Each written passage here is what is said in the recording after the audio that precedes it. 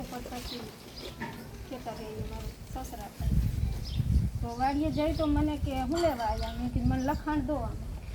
foundation ભર્યું ત્યાંથી મને લખાણ નથી દીધું મને વળતર કોઈ નથી તો મને પોલીસ ચારી આવ્યા ઓલા મુકેશભાઈ હતા ને આવ્યા તો કે શું લેવા આવ્યા મેં કીધું મને લખાણ કરી દો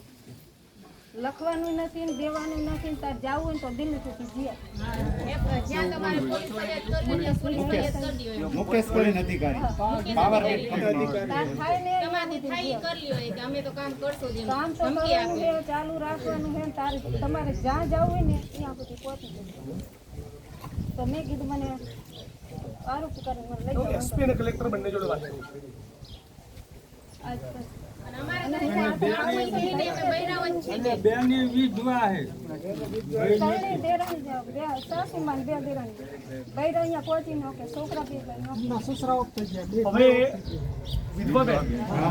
હવે આવા વિધવા બેન ઉપર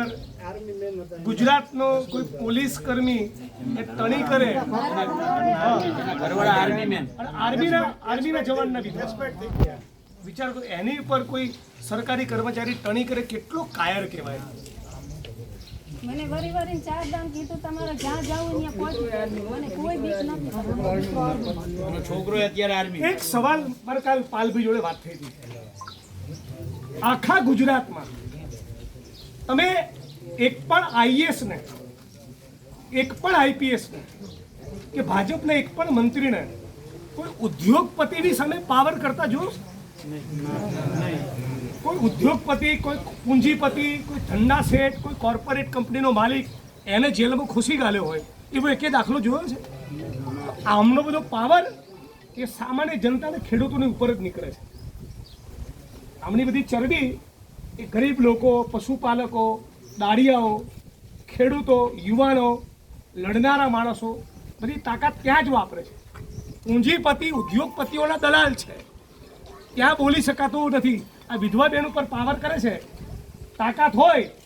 તો અદાણીનો કોઈ માણસ આવે નહીં અમે ટણી કરતા ખબર પડે ત્યાં બકરી દબાવાઈ જાય છે અને બધી ટણી આપણી લાગે સામે કરે છે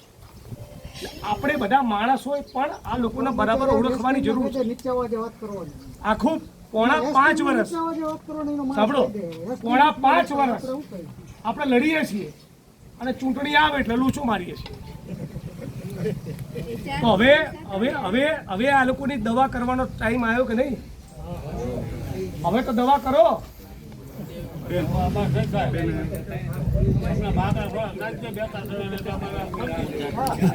ચલો તો રજા લઈએ આગળ જવું છે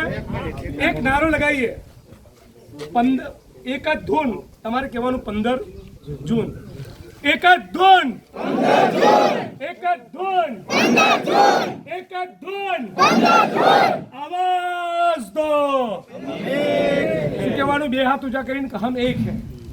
आवाज दो आवाज दो